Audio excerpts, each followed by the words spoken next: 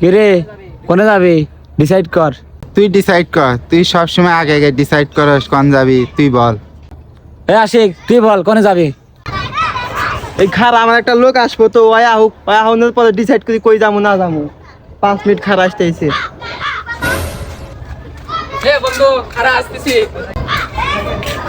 কি রে আশিক তুই ফকিনের লগে এনে চলস, ওর লগে কি আমাকে যায়, ওর লগে চললে কি আমার মান সম্মান থাকবো। বাদ দে, ও ফকির নিজুতে আমার লগে যায়, আমরা যাবো না, চল। ওই সাইকেল খারা 2 মিনিট। কি রে বেটা, তোর বাসা কি কোনো ভালো গেঞ্জি টেঞ্জি না? এটা কি বই আইছিস তুই? কত ভালো ভালো সুন্দর সুন্দর গেঞ্জি, এটা কি বই আইছিস তুই?